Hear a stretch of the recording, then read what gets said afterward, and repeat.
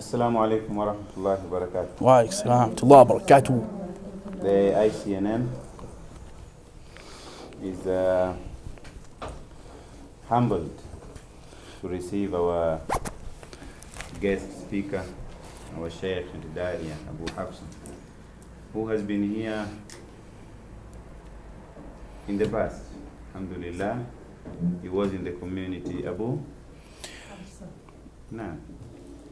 And so he's been in the community and he's back. He gave khutbah today, alhamdulillah. I've also realized that he's been in Kenya and he speaks Swahili. We didn't know that. Najua. Anajua Kiswahili. Yeah, Kale. Now, so alhamdulillah, having visited Al-Fakuk in the past, he's back. He will have programs, inshallah. He started with khutbah. This is his second program, inshallah. And this is sister's program or lecture. And the topic, inshallah, will be some wisdom and the ibar in Surah Al-Mulk. I added ibar and the hikam. So of course, it leads to that. We hope, mashallah. So inshallah, we are requesting for your cooperation. Open your ears and your hearts for this wisdom from Allah subhanahu wa ta'ala. Jazakumullahu khair. Alhamdulillah Rabbil Alameen wa salatu wa salamu ala Rasulih al-Kareem. Assalamu alaikum wa rahmatullahi wa barakatuh. Alaikum assalam. Some of y'all were here the last time I was here, is that right? None of y'all were here? There's a whole new crowd, mashallah. Some of y'all were here before, inshallah. But I want to talk a little bit, because almost all the sisters' programs are usually about like hijab and niqab and why you should wear hijab and why you should wear niqab and another topic about hijab. And it tends to be that. And we're not going to do that tonight. We're going to do things a little bit differently, inshallah. I want to talk to you about an issue of, let's say for example, you had to go to court. And may Allah protect us all. Some of us have been in court and it's not a fun process, right? So you work real hard to get ready for court. You go ahead and get you a lawyer. You got to pay, thousands of dollars for a lawyer. And you go over your briefings with him or her, as it were. You talk about your answer to the court and what you're going to say and then what they're going to say and what you're going to say. And it takes a weeks and month-long process. Well, you will be, and all of us will be, standing in front of Allah on a day that is 50,000 years long. It's Yawm al-Qiyamah. Is that right? Is that right, Sheikh? Yeah. 50,000 years long, as Allah said to us in the Quran. But what would happen if during the time that you're being questioned by Allah, you get a defender? Someone's going to come and argue on your behalf. That'd be good, right? That day you need something like, all of us are going to need someone like that. Someone's going to come and argue on your behalf and argue and continue to argue until you enter Jannah. Well, this isn't a lawyer. This isn't the DA or the immigration board or whatever. This is none other than Surah Al-Mulk, your Judgment Day defender, if you want. Hadith from Muhammad ﷺ that said that Surah Al-Mulk will argue on behalf of the one who used to recite it until they enter Jannah. Is that right? That is incredible. And you don't have to pay thousands of dollars, $20,000, $30,000, $40,000, $50,000, $100,000. All you have to give to Surah Al-Mulk is your time. Just your time. I'm going to recite the whole surah. And I want someone, does anyone have a stopwatch? You have a stopwatch, Sheikh? I have. Dig deep, brother. You have a stopwatch? I need you to get a stopwatch. Okay, that's fine. That's fine. I want you to time me. You have one, sister? Okay, someone has a stopwatch. I need you guys to time me, inshallah. Because I'm going to read this surah probably slower than you would read it. And I want you to see how much time it's going to take out of your day. You have 24 hours in a day. So I'm going to read this Surah Al-Mulk, Surah number 67. For those who want to go over the translation, inshallah.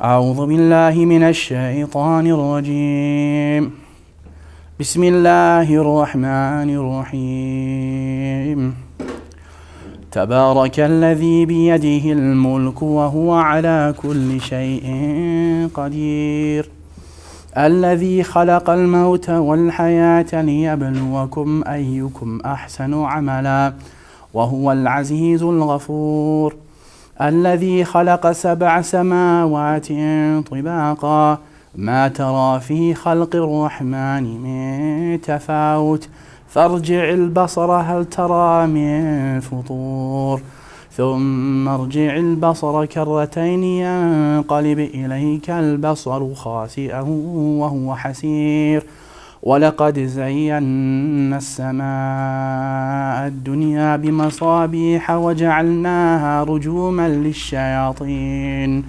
وأعتدنا لهم عذاب السعير وللذين كفروا بربهم عذاب جهنم وبئس المصير إذا ألقوا فيها سمعوا لها شهيقا وهي تفور تكاد تميز من الغيظ كلما ألقي فيها فوج سألهم خزنتها ألم يأتكم نذير قالوا بلى قد جاءنا نذير فكذبنا وقلنا ما نزل الله من شيء إن أنتم إلا في ضلال كبير وقالوا لو كنا نسمع أو نعقل ما كنا في أصحاب السعير فاعترفوا بذنبهم فسحقا لأصحاب السعير إن الذين يخشون ربهم بالغيب لهم مغفرة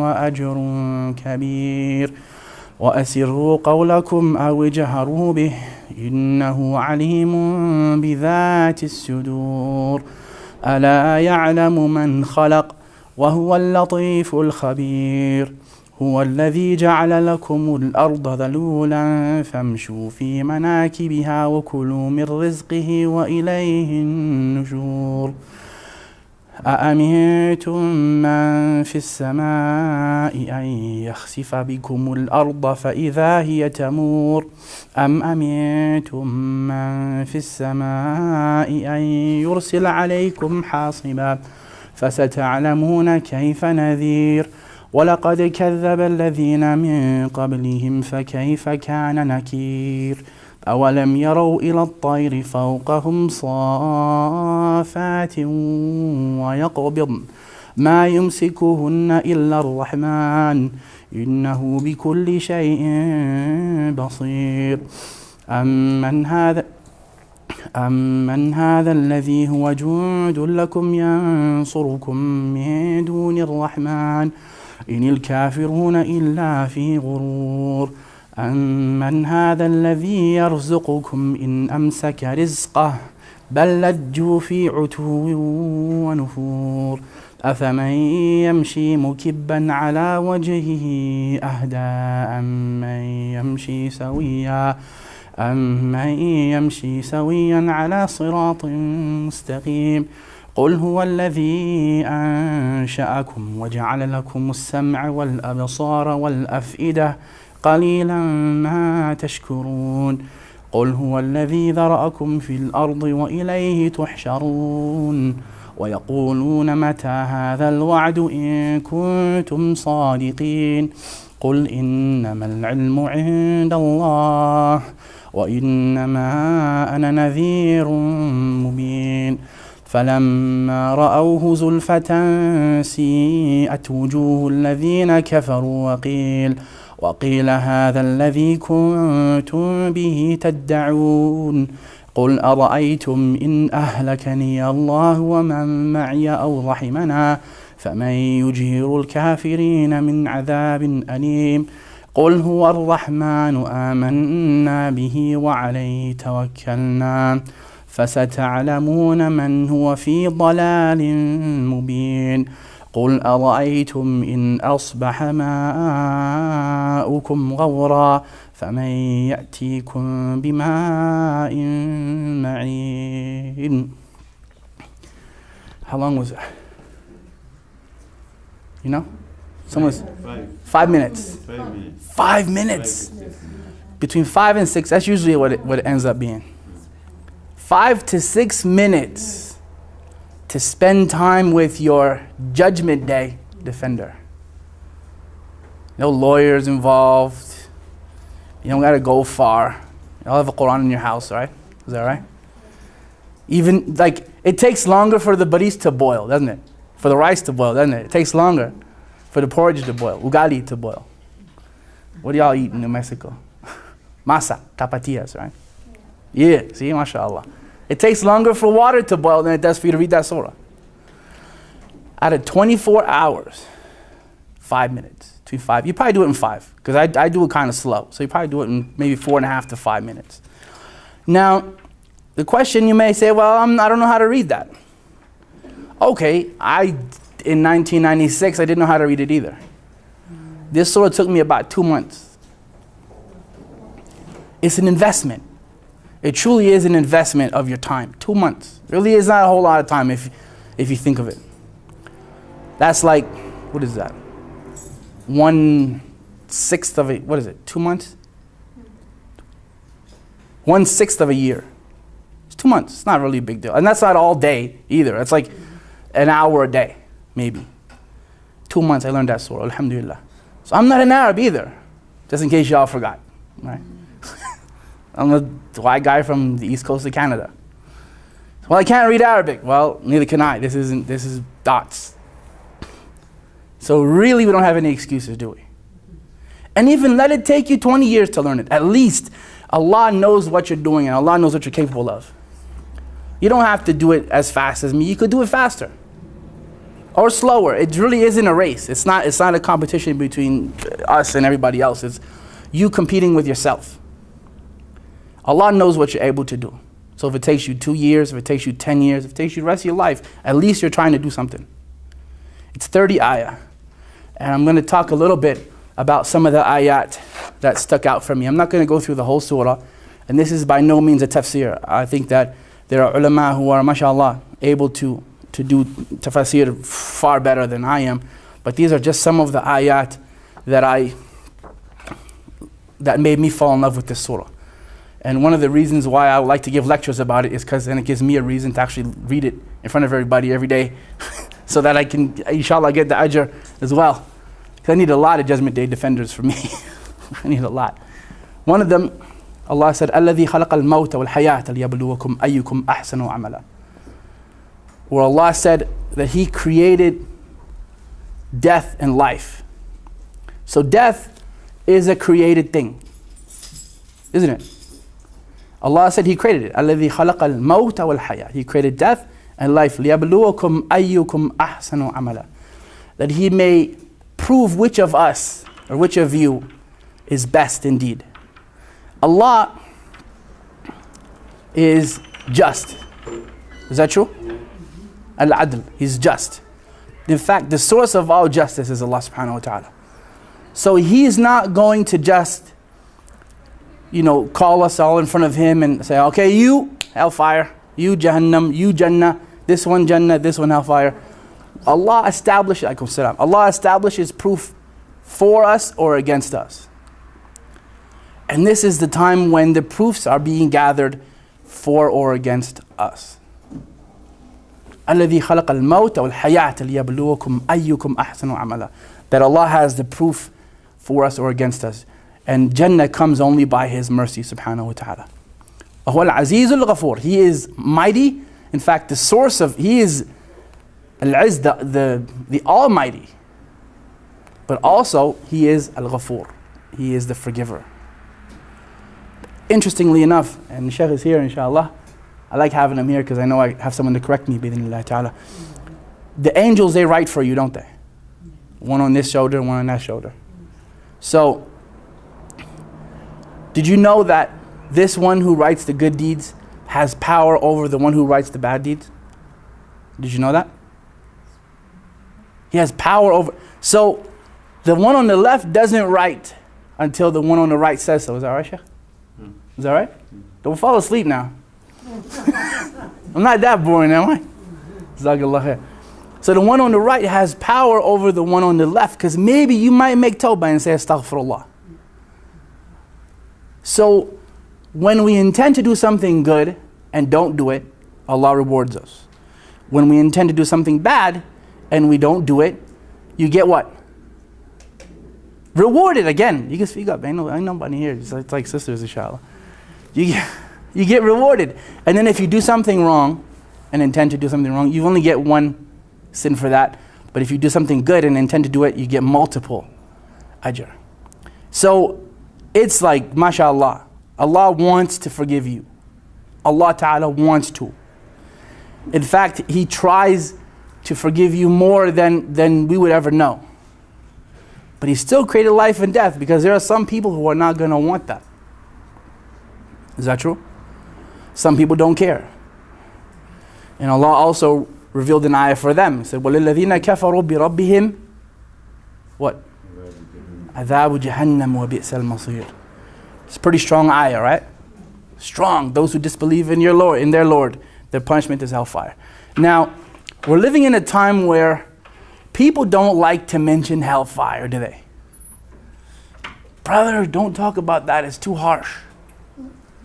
People do that all the time. And we even go so far, and may Allah guide us and forgive us, we say it's metaphorical, some of us. I've actually heard that, well, hellfire, it's kind of metaphorical. It's not really like that. Which is not true. Allah, naru haq, right? So,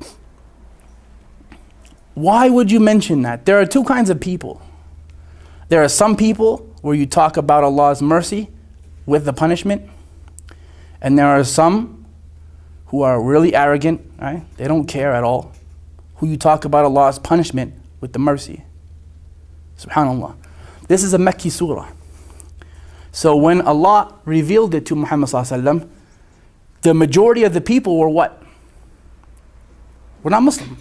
They're not Muslim, not yet Muslim, right? Eventually they all became, alhamdulillah, and the Fath Makkah happened. But Allah is saying to them, وَلِلَّذِينَ كَفَرُوا, if you reject this, your punishment will be hellfire.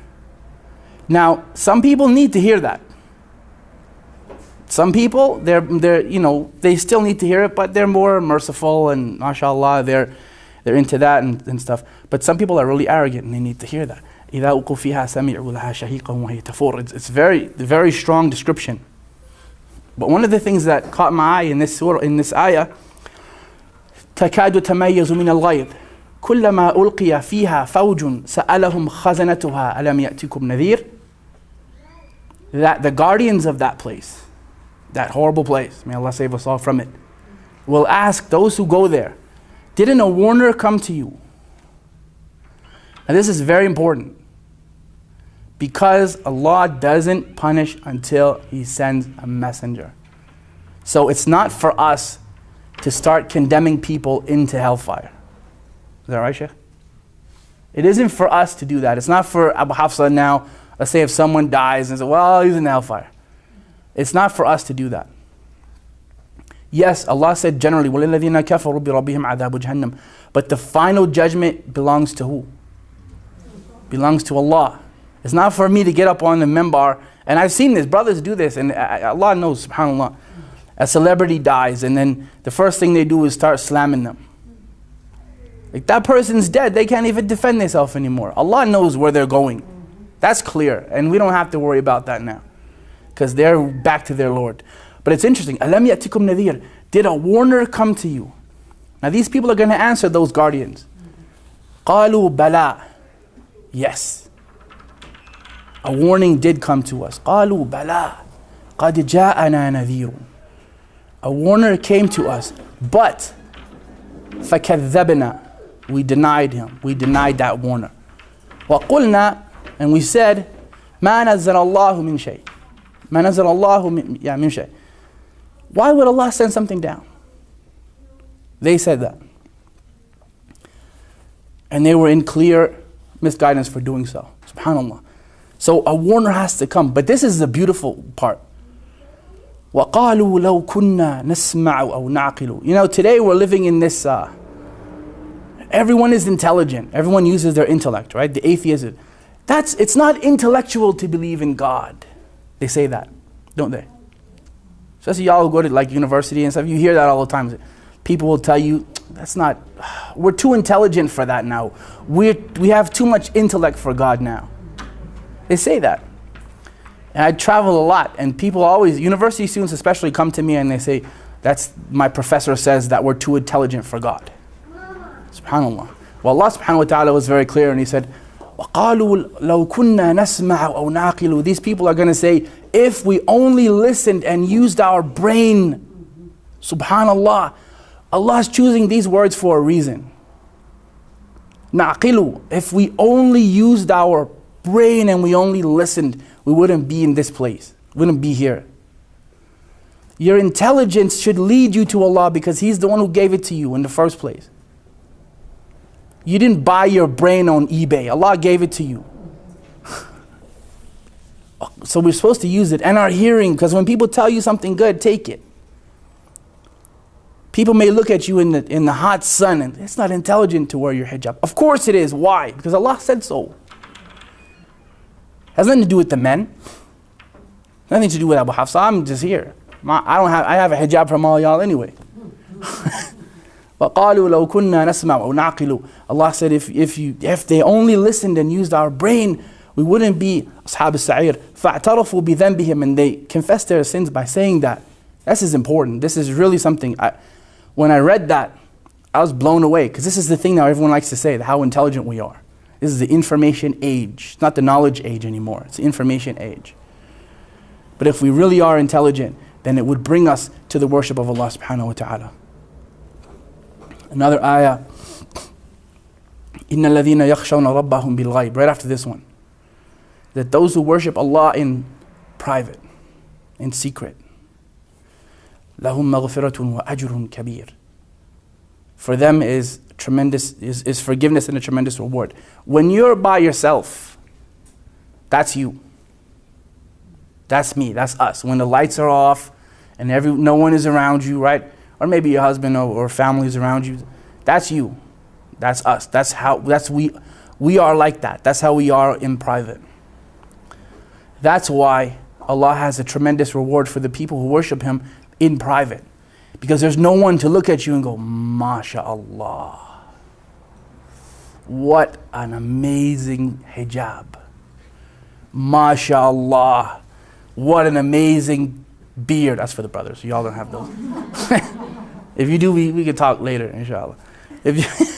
MashaAllah. She really reads the Quran nicely. When you're in private, there's no one to say that. Well, there is actually. Because when you remember Allah to yourself, Allah remembers you to Himself. Wow! When you're reading the Quran alone, when you're praying your tahajjud alone, when you're fasting and nobody knows it, Allah knows it. And who do you think is praising you? Allah. When you're in front of the people, they praise you. And Allah accepts it anyway, whether you're in secret or in public. But when you're in private, there's no one who can accept that except Allah subhanahu wa ta'ala. He's the one who accepts that. He's the one who rewards you for that when all the people don't know anything. And He goes on to say, وَأَسِرُوا قَوْلَكُمْ أَوْ جَهَرُوا بِهِ. And you know what they say. But Allah knows, إِنَّهُ عَلِيمٌ بِذَاتِ الصُّدُورِ. Allah knows what's in the heart. So you could give really nice lectures and travel the world and do all this stuff. But Allah knows your heart. Allah knows the heart of everybody. Is that true or no?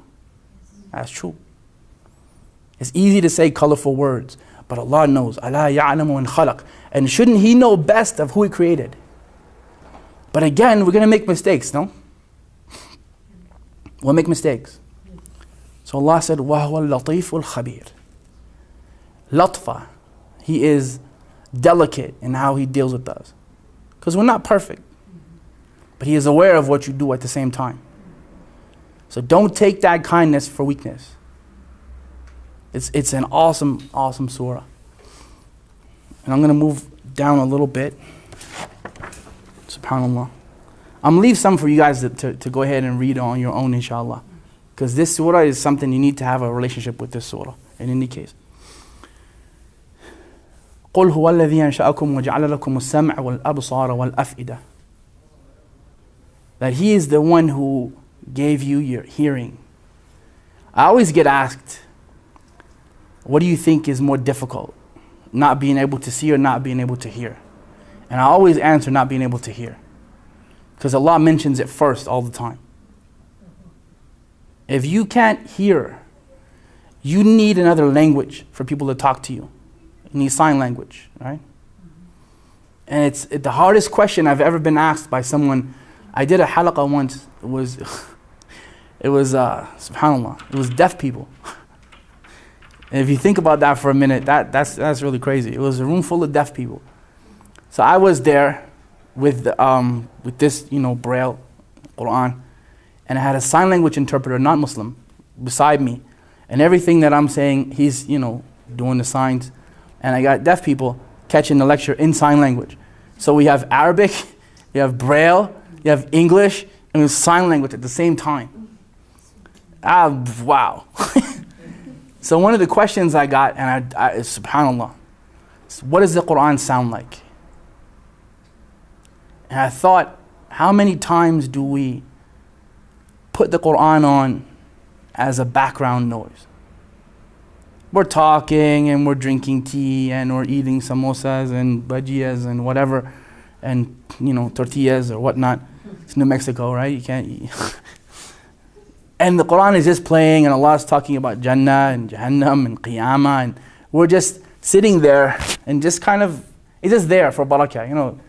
That's how they do it nowadays. You put it on, or you go to a shop or a store, and it's on for barakah. When you walk in, people are buying and selling, and Allah knows cheating and whatever. Quran is on for barakah.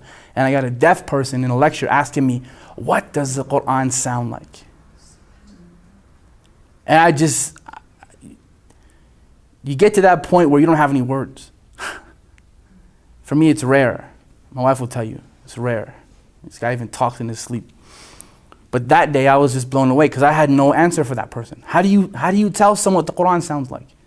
He can read it, he can see. But what does it sound like? And I started to think, instead of telling him what it sounds like, because I couldn't, I should be grateful for being able to hear it. But again, if you can't do that, Allah also gave you eyesight. So you can look at everything that Allah has created. You can examine the night sky. You can see your kids. You can look at your family, and you can really be impressed with the creation of Allah. This little droplet became a PhD, became an alim, became an imam, became someone who practices Islam, and someone who raised up their family, and they were just a little drop at one point. And you see the progression of how they grew up. But let's say you don't have either of those. وَالْأَفْئِدَةِ. Still maybe you have that heart. And Allah may deal with those people in other ways. But what if you have all three? What if you can see, and you can hear, and you have the heart? قَلِيلًا مَا تَشْكُرُونَ. But little do we ever give thanks to Allah subhanahu wa ta'ala. We go about our day, and everyone has a life. There's no question. You work and you do your thing. You go to school or whatever. You have families. I'm in the airport all the time. It's normal. I live at the airport, my kids say. That's where I live. I store my clothes is up, above my head, and I sleep in the airplane. That's how it works. But still, at least take some time and give thanks for what Allah has given you. Because I went to school with people who couldn't hear or who couldn't see. And that to me was, subhanAllah, I wasn't Muslim at the time, and I was a 5-year-old kid in my school. He couldn't see or hear. So for someone to talk to him, they had to literally take his hand like that and then write the letters. And then they couldn't, because if they took their hand away, to him they're gone.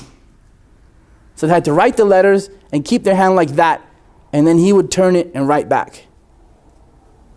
And that's the only way they could talk.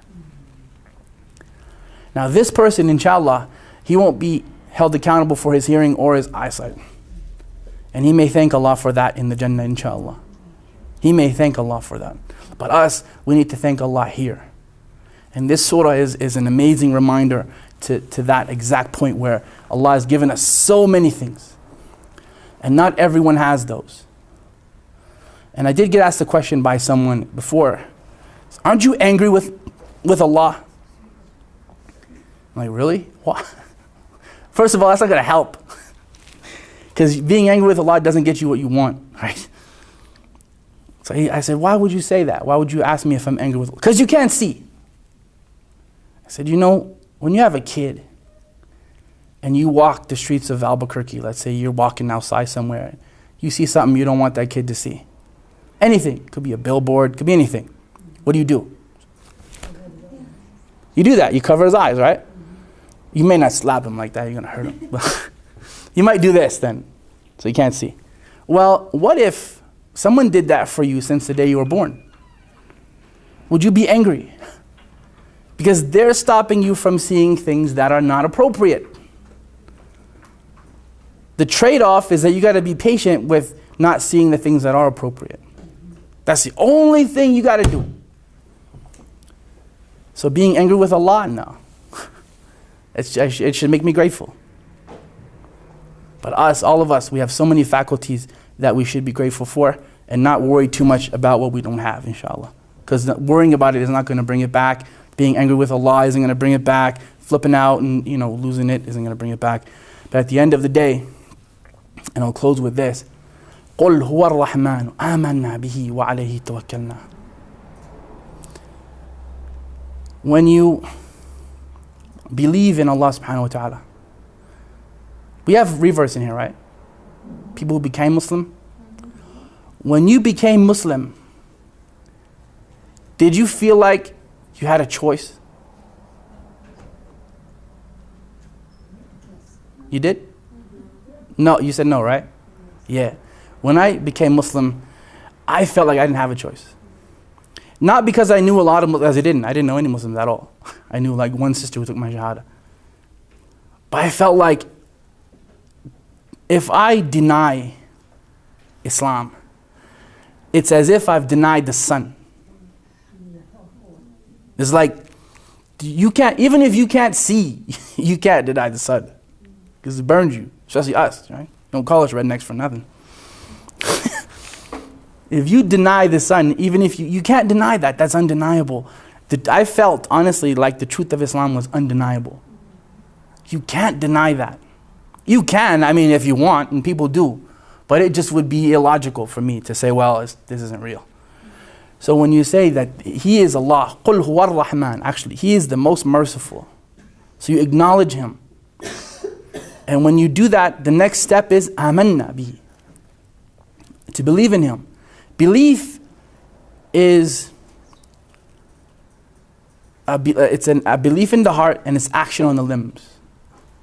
So when you pray 5 times a day, you're acknowledging that faith. When you give sadaqah, you're acknowledging that. When you fast, you're acknowledging that. When you put on your hijab every day, even though they tell you not to do it, or people tell you to go home, or people tell you whatever it is they tell you, you're still saying, آمَنَّا بِهِ, I believe in Him. وَعَلَيْهِ تَوَكَّلْنَا, and I put my trust in Him. Because not everything's going to go your way. It's not going to be all sunshine and lollipops when you take your shahada, is it? Especially for you guys, subhanAllah. It's not all sunshine and lollipops. You don't go home and, guess what, Mom?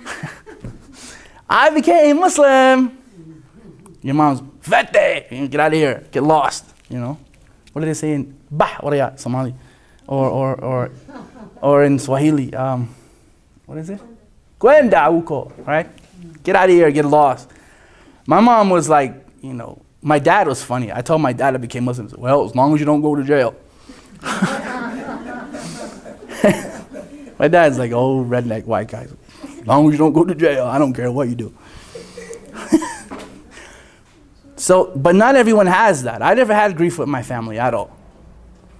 They still ask questions and we're cool, we're all right. But not everyone has that. So when you say, قُلْ هُوَ الرَّحْمَنُ, you're acknowledging Allah آمنا به, and you believe in him, so you do what he tells you to do, inshallah. وعليه توكلنا فستعلمون من هو في ضلال مبين. But he knows who are in clear misguidance. So we have to worry about that.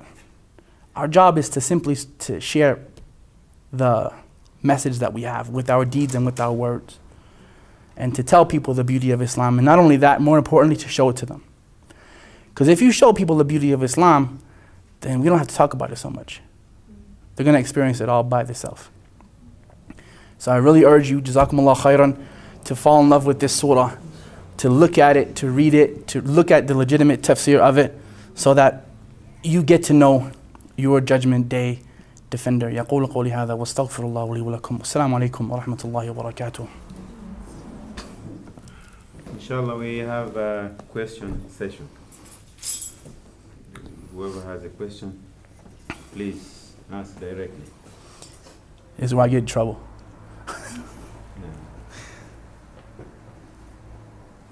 Sheikh Abu Hafsa has hijacked my class. This is the sheikh right here. I'm just a little kid that flies on an airplane. No? Bismillah. No questions at all? You had a phone coming in, maybe that's a question, you think?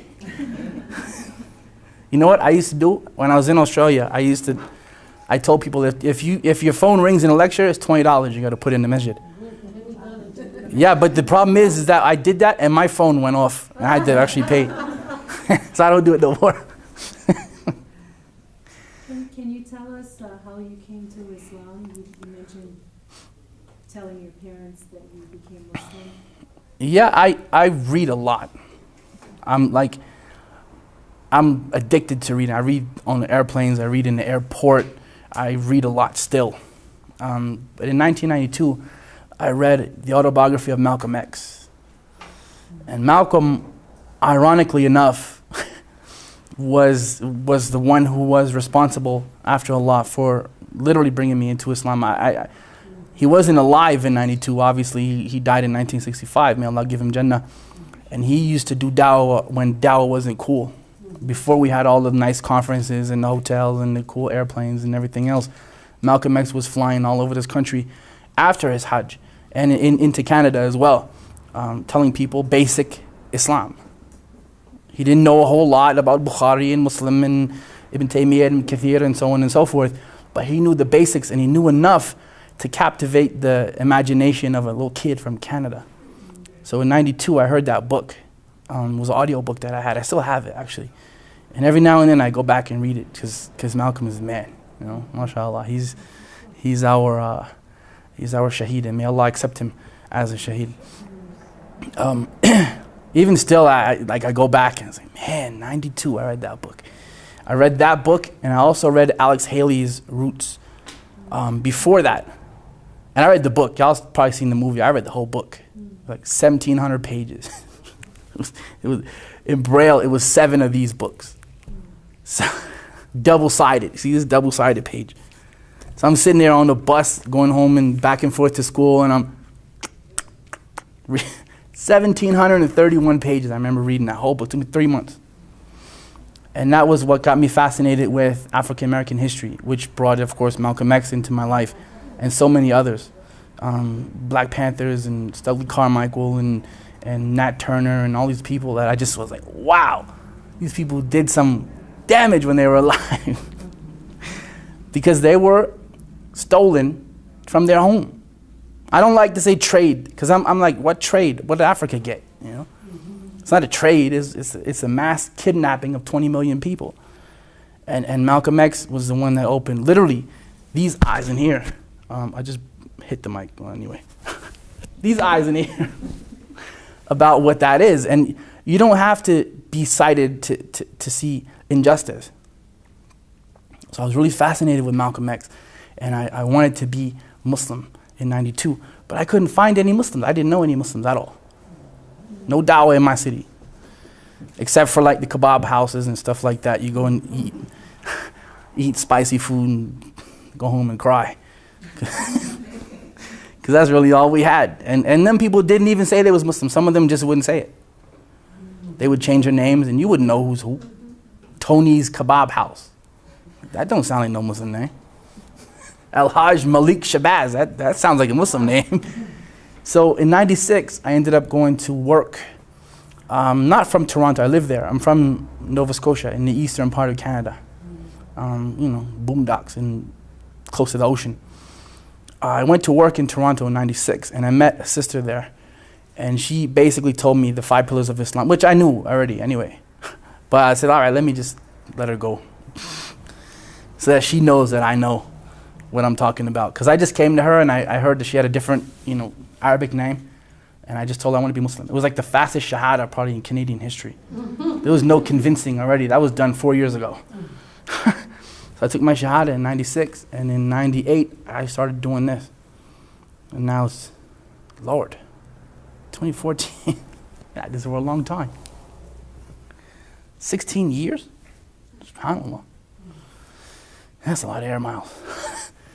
But that's my, short story. When I came back home, my mom, she would hear me saying things anyway about like Malcolm X. And Malcolm X said, if you don't stand for something, you'll fall for anything. And stop singing and start swinging. Those kind of little catchphrases that Malcolm was known for. I would say those in my house. And I was like, what are you talking about? This Malcolm X. I said, man, what's wrong with you, boy? What do you mean? I said, what grown man has their last name as 1 letter?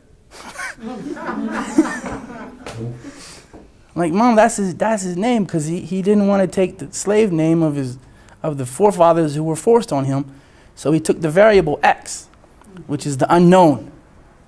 It's like, man, shut up. Go wash dishes. That was my mom's. She didn't know a whole lot about it. But that was the way we were raised in back home. It's like you have, people who know and people who want to know and people who don't know. And my mom wanted to know, but of course your mom ain't gonna listen to you.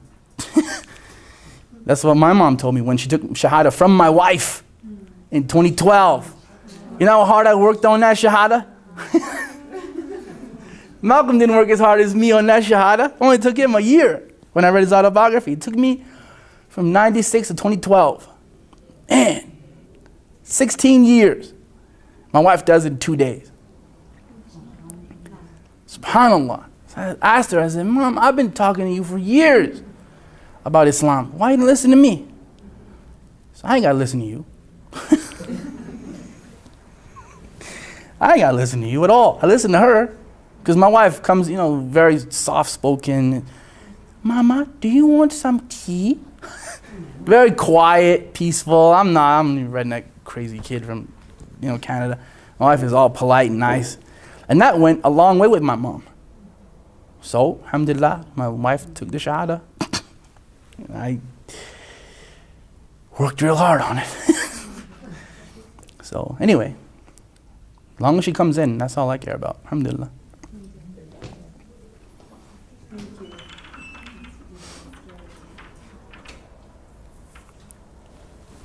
Sister's question.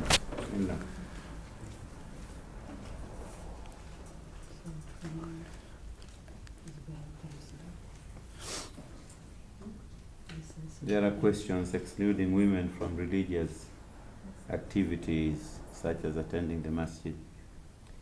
In some areas, women don't even have a section. Yeah, that's very sad. So why can't you ask questions? I don't have hijab on me. Oh, that's not a question? That was a question. I was going to start off on a tangent about that. Because I don't like that. I get angry about that. That's cultural and it's not Islamic at all. For the women not to have a section and not to have a role in the community. My gosh. They were, Nusayba was a soldier. I told you all that last time I was here.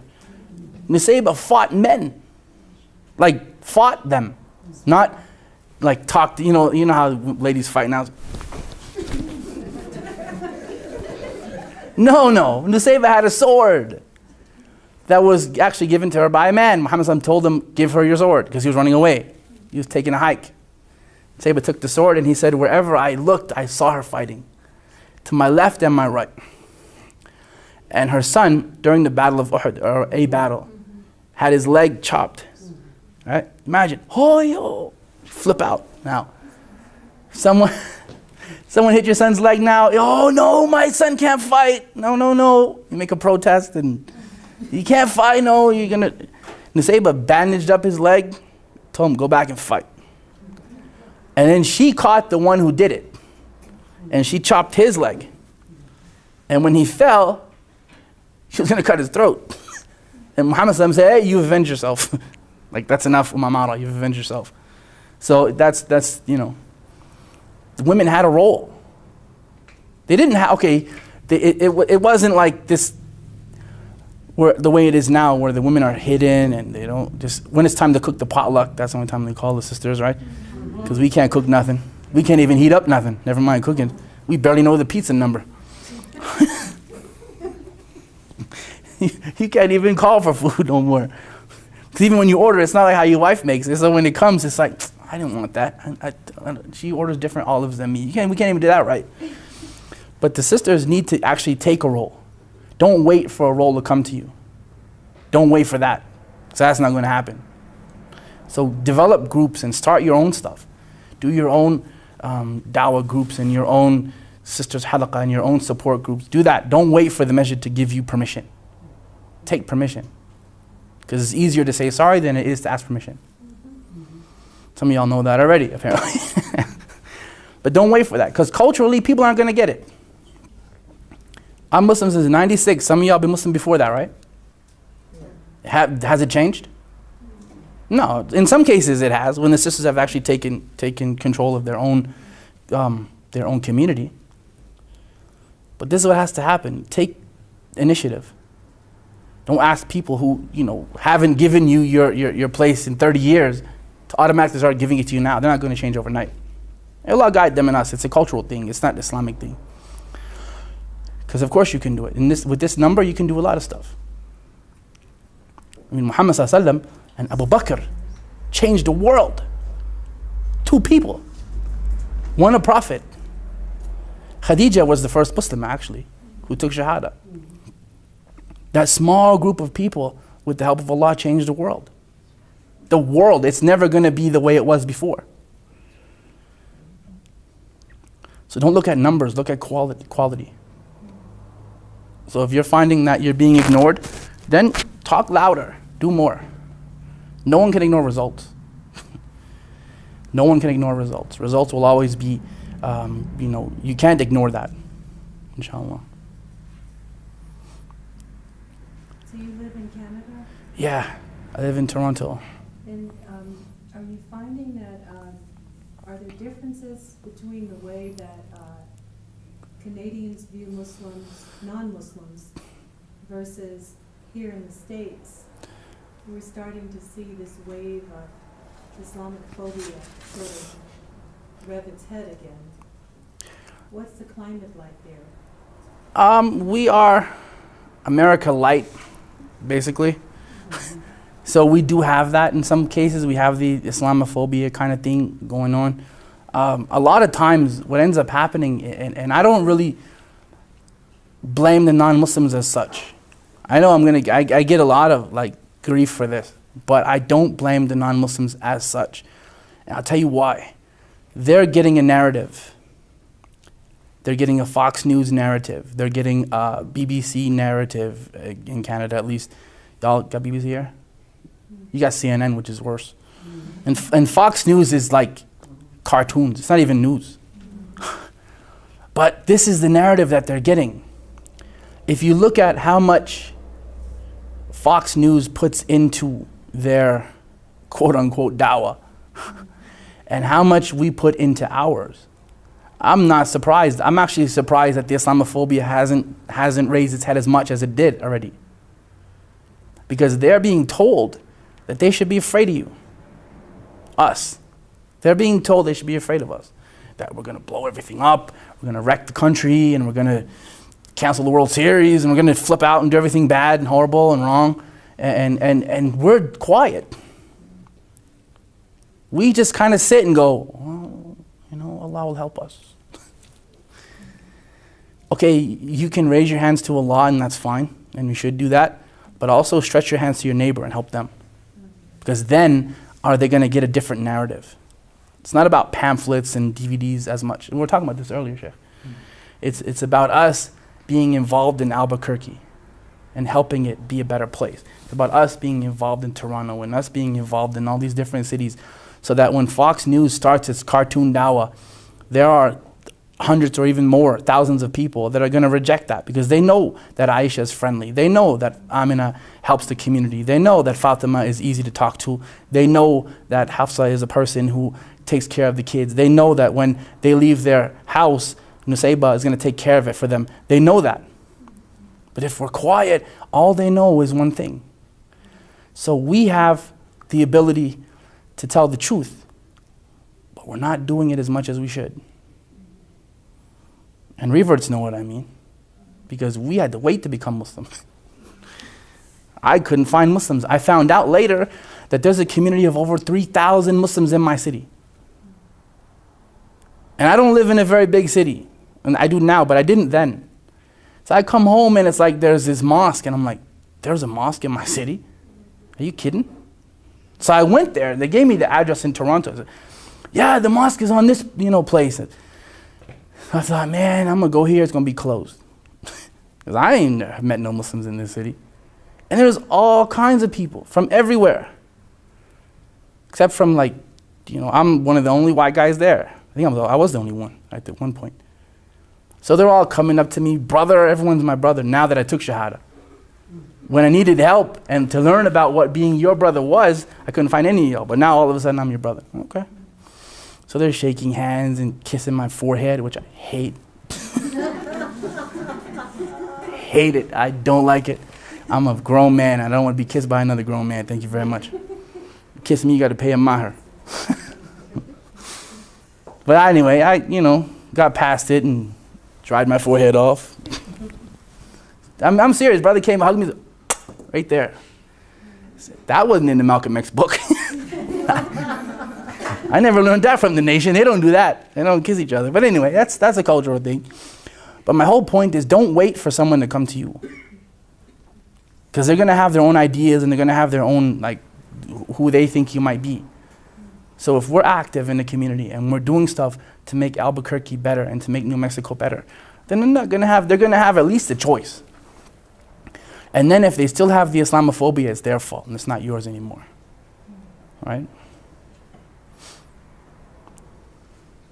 That was a long answer. Did I actually answer the question? I hope so. Because that's what I tell them in Canada too. Whenever we have this Islamophobia thing, people don't have a choice, and they're scared. A lot of them, and a lot of them don't like us because they're racist. That's true. There are those people as well, and that's fine. But there are others who just don't know. Sheikh, what is your advice on what has been perceived as a failure to promote the importance of women's contribution to the society beyond childbearing? Oh, wow. Well, I mean, this is a good one. That's, mashallah, that's going to put me in trouble. And of course, if I may add, focusing on the behaviors of women as a maker for morality in a society. And of course, not subjecting them to harassment, intimidation, and discrimination. The common narrative now in this country and mine and other countries is that women are equal to men. Do you hear this all the time? You're just as good as a man. Why is it that men have to be the measuring stick? Did you ever ask yourself that? Why is it that I remember there was one activist in the 90s, and their whole thing was they were talking about I don't forget where it was, but saying that black people are just as good as white people. So he gets up and he says, well, who are they to be equal to? I thought, wow, that's a good answer. You don't think that because you don't behave like a man or you should behave. It's not about you behaving like a man. It's not. Do you ever hear men say, we're just as good as women? You don't hear that, do you? You don't hear that very often. I say it in my house because I got to fight for the washroom. I'm just as good as you guys. I got to get up at 5 o'clock in the morning. I got 3 daughters and a wife, mashallah. I love the airport. I don't got to stand in line in the airport.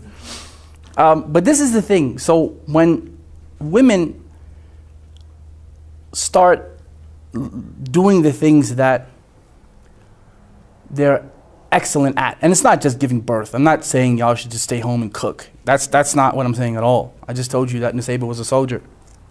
Hafsa was the person who was given the first Quran in a mushaf. Hafsa bint Sirin was a mufassir. She was a scholar. She could do tafsir of the Quran. And her brother used to ask her questions. Did you know that Ibn Taymiyyah, you know Ibn Taymiyyah? Do you know that Taymiyyah was his grandmother? Did you know that? Taymiyyah is not his dad. Taymiyyah is his grandmother. So this idea, this new idea where it's trying to make you guys look at it, the men as a measuring stick, is delusional. Because you can be far better than us. Why should you be equal to us? When in some ways, in many ways, you're far better. My wife did in 2 days what I couldn't do in however many years. 16 years. Of course she's better than me. I'm the head of my house. She's the brain though. So I'm the skull that protects the brain. That's my job. Bone head, skull. So you guys don't worry about like other perceptions that you should just bear kids and stay home. And okay, that's mashallah. Muhammad said the best place for you is your house. That's true. But that doesn't mean you should be imprisoned there. Aisha was a scholar of genealogy. She knew the Arab language in and out, and she knew where certain tribes came from, and she was what do they call it? Genealogist. Lord. Over the years, there were so many women scholars and so many women that really did leaps and bounds before the women here had the right to vote. There were medical professionals in the Muslim world before they knew that women had souls. They used to argue that point here, in England I should say. If women had souls, and if they did have soul, was it a person's soul or an animal's soul? Wow, that's offensive. And these are men doing that. Whereas in the Muslim world we had all kinds of, I mean now, because we don't really take Islam as we should, this is the reason why things are as they are. We prefer our culture. So our culture tells you that you should be good for just having kids and cooking. That's culture, that's not Islam. Islam never said that. Iqra wasn't only for the men, it was for the women too. And Jannah isn't only for the men, it's for the women as well.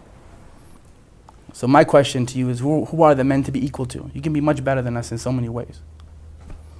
So look at those things that you're strong at. And don't worry about like the narrative that you should be equal to us. SubhanAllah.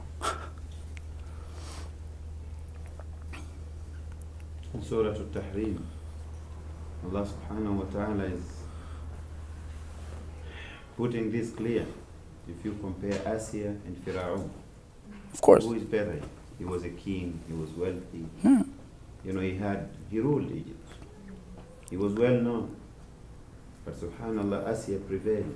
Asya was much better than him. And what was her dua? Rabbi binili indaka baytan fil jannah. Oh Allah, build me a house with you in indaka baytan fil jannah. ونجني من فرعون وعملي. See? And save me, protect me from Fir'aun and his evil deeds. She didn't even care. She never measured herself with Fir'aun. Nope. Oh, I want to be like Fir'aun. She would have done that. She was the first lady. She was the queen. She would have said, I want to be like Fir'aun. Actually, everybody knows that the queen actually controls the house. Subhanallah. But look, she said, وَنَجِّنِي مِن فِرْعَوْنَ وَعَمَلِي. She put Fir'aun under her feet. She knew that La ilaha illallah surpasses everything. So this is what she chose. And it made her to be the best. وَنَجِّنِي مِنَ الْقَوْمِ الظَّالِمِينَ. Not only Fir'aun, but she also said, save me and protect me from الظَّالِمُونَ, oppressors and wrongdoers and transgressors of the boundaries of Allah. So Allah subhanahu wa ta'ala said, وَضَرَبَ اللَّهُ مَثَلًا لِلَّذِينَ آمَنُوا. Of all believers, Allah subhanahu wa ta'ala chose her as an example, as a role model, not only to women, but to all believers. Absolutely. Sheikh, forgive me for... No, that's Jazakallah khair. That was, you know, and when I was here last time, we talked about Maryam alayhi salam. That Allah chose her and gave her victory over all her people. When they said horrible things about her, she just, you know, shout out ilayh, just looked at him. And Allah gave her a miracle of a son that spoke from his grave. Or, sorry, from the cradle. Not from the grave. He didn't die yet, he'll come back inshallah. From the cradle, he spoke. Allah gave her victory. Which man living today can say he's better than Maryam? Wow! Like some people say, if there was a female prophet, it would have been her. Subhanallah. So why are we the measuring stick for people? When y'all can be much better than us, inshallah. Sheikh, what are the suggested activities and programs that... Well, I think that's something that you guys can sit together and work out. I don't know if I'm the one qualified to tell you that. I think that as sisters, it's your place to talk that out and to come up with stuff. I mean, it's not really, I'm not a lady, right? Nope. So it's, you know, you could just rattle off stuff, but it's up to you guys really to come together as a unit, find out who's good at what, and then really come up with a plan. I think that's much, much better. If you guys, instead of me telling you what to do, show them what you can do. Because I'm sure you're able to do a lot. I'm positive of that. I've seen sisters do many, many things all over the place. I had a question. I'm a revert and my family's like extremely Catholic, and I think if you know anything about Catholics, there's lots of traditions. Oh yes. And it's taken a long time to build like a bridge of communication. But I have a young son who's now 3, and they're doing things that I don't want them to do, but I do want to respect them. It's that hard, like, it feels like a double-edged sword because I've built this bridge so, it's taken so long that I'm so fearful of saying anything that would set it all back. You know, eventually what is going to happen is that you can explain to your son that, like, you know, our side of the family are Catholic, and my family are Catholics too, that they're Catholics and they do a certain thing that we don't do. You can explain to them that we don't believe in stuff like that. That may make a problem though. I know that would probably do that, especially if they're really practicing Catholics. But you can explain it to him because he's the one really who's important. Is that right? Well, they're all important, but I'm saying, like, the son is the impressionable one. So, sorry. I was just thinking because I think it's different when it's a small child compared to like a teenager. Or Yeah. If he was like a man, then I could Tell him. understand. But he's 3, so it's hard. very hard for him to understand. They gave him like my first Bible, and it's like, you don't believe in that. Oh yes. Like, thank you though, and it's very hard because I know. want them to feel like I'm like looking down on them, like, oh no, like I want to keep a good relationship with them, but also not over my son to things like that right now. Sure, I get that, and this is something that we always face now. When my kids were born, my family, who didn't practice anything, all of a sudden became religious and started the same thing, like, you know, oh, we're taught in the Bible. I'm like, wait a minute, you didn't raise me with that. I didn't learn that when I was a kid. So yeah, but it really is hard to kind of explain and say, you know, it's something that we don't practice, and at the same time we respect the fact that we can agree to disagree.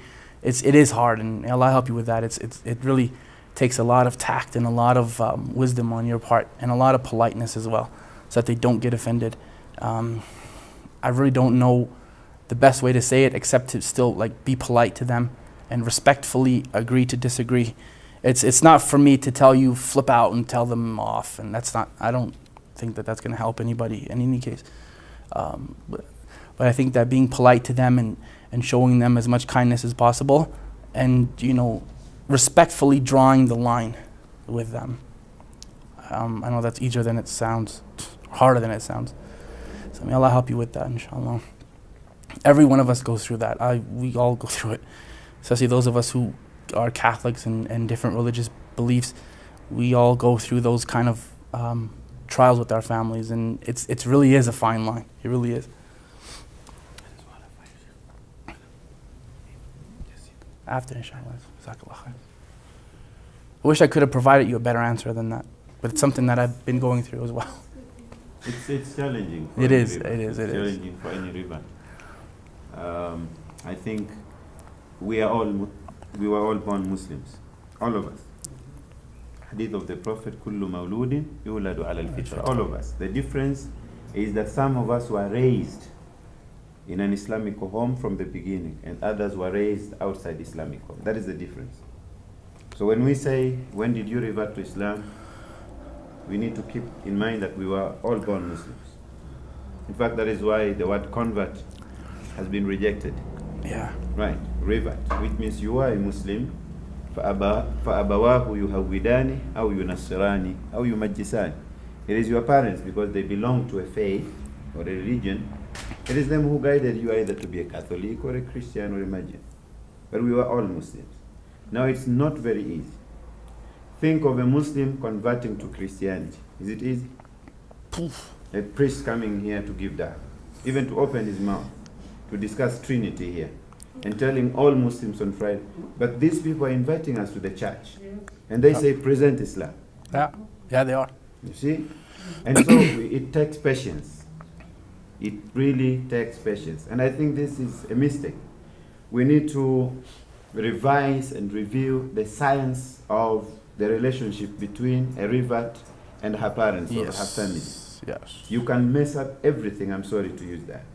You can really destroy everything, because they raised you as a Catholic, they fed you, how do you call it, Sheikh, Sacramento? Or Yeah, I did that when I was a kid. You put the little thing on your, you stick up your tongue, and you put your tongue out, and they put the little paper, and you go, what's that?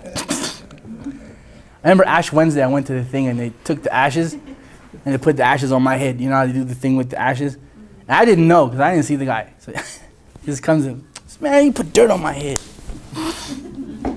So it takes a lot, and they are sincere. Yeah, they Our are. parents are very sincere. Some of them are, they hate Islam, but not most of them. Even within their hate, there is love. Because this is not how we raised her. This is not how we... So you have to play your cards with sabr. Sabr has to lead you with your parents. You need to be patient. You need to be... It's not easy. We talk because we never went through that. But it has never been easy with rivers. Yeah, it's not. So inshallah, patience, patience, patience. There are some sisters who the parents, like, out of hatred for what they became, put them out. And they're like homeless. And Muslims, I can't help you. The Muslim solution for everything is get married. All right, sister, you've been Muslim for 3 days. This is Brother Mustafa. Wow. All of a sudden, she's like, Muslim for a week, and you're doing nikah, which isn't necessarily the solution for everything. But it's a community of obligation also, when someone reverts to Islam. To take care of them. Christians, when you become a Christian, of course, I don't use this as an example, but they make sure that they visit your family, they make sure that they introduce themselves, they come home, if they can be allowed. Sister so-and-so, brother so-and-so is in the masjid for Shahada. Takbir. And that's it. Takbir, and that's it. And then everybody starts tearing you apart. He eats his biryani This plate. one tells you this, and this one will tell you about politics now. Oh no! And then someone finds a tattoo back here. Oh boy! Oh, they'll kill him. They'll flip. Brother, haram! As if he got it that day. I got that 10 years ago. It's haram! You can't pray with that. So what does he do? He doesn't pray. Someone told him he can't pray with tattoo. Wow. So what happens? After the takbir and his biryani, that's it. They don't take care of him anymore. SubhanAllah.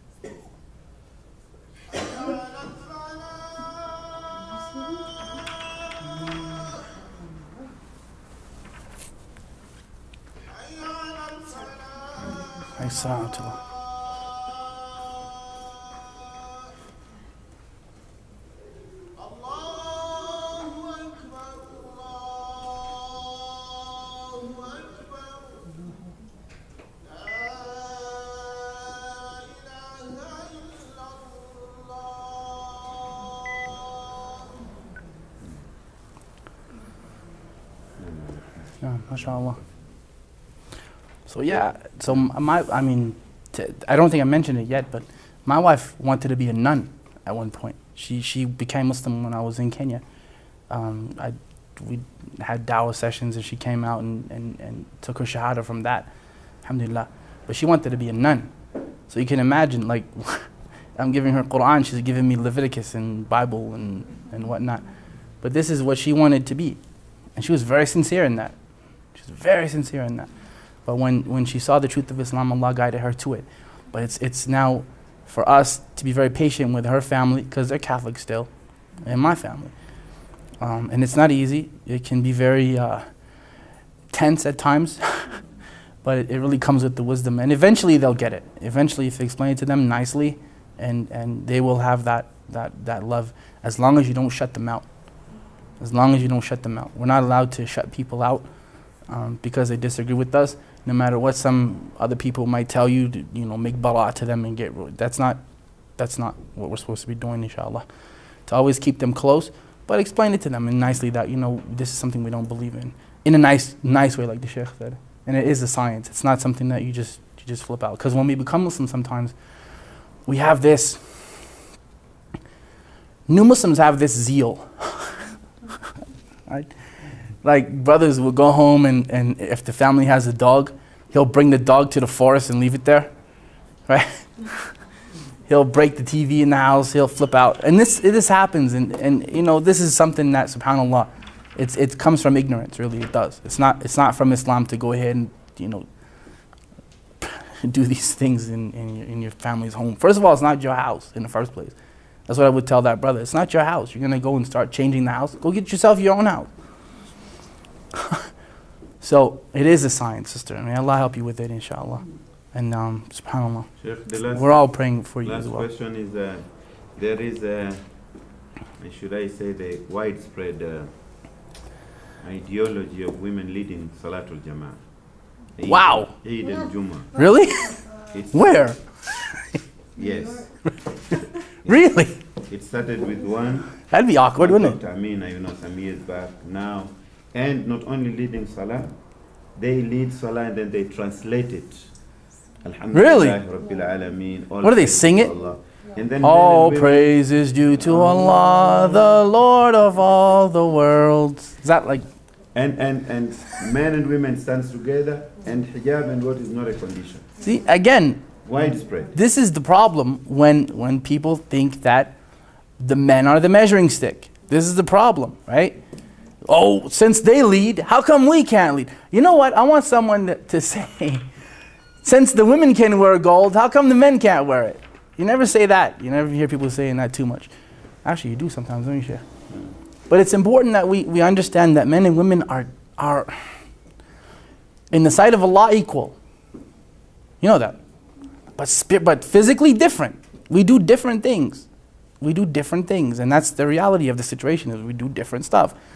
Some things that the women do, we can't do. Like, I liked if the men had to give birth, there'd be no people left. There'd be none of us left. I ain't doing it. I seen it. I ain't doing it. You crazy? Bloat for 9 months and scream for 18 hours? No. Sign me out. I ain't doing that. That's not happening at all. It's bad enough I had to change the diapers with my eyes closed and my nose closed. So there's certain things that, you know, we can't do that y'all can do. We're not as compassionate. We're just not. I'm sorry, we're not. We're belligerent more often than not, and we don't even know it half the time. We tend to be a bit more rough. Is that right? Sometimes, right? Brothers from Kenya, a bit rough, you think? Chapa! Twanga. So, we are different. And I mean, I can't even see.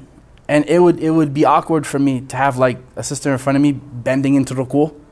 I'd still probably cover my eyes anyway, just in case a miracle take place. Allah, wow.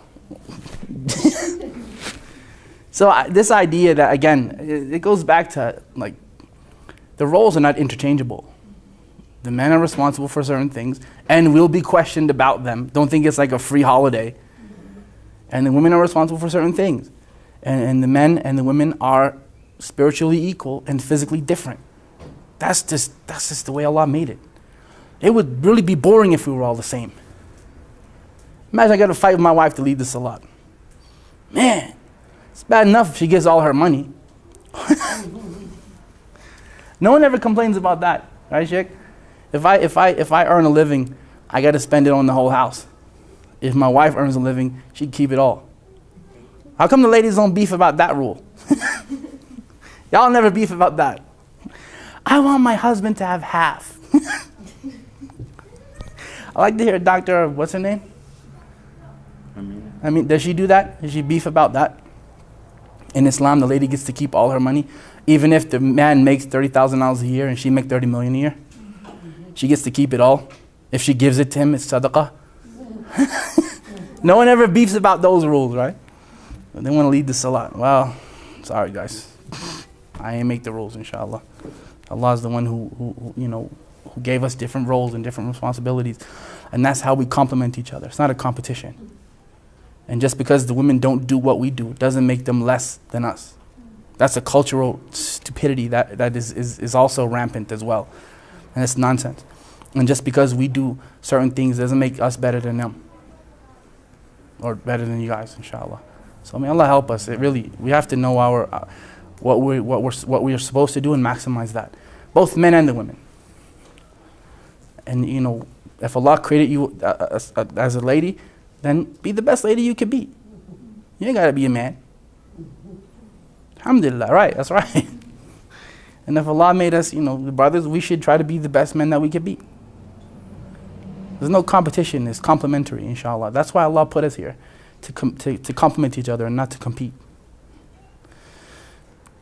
Feminists don't like that, but that's all right.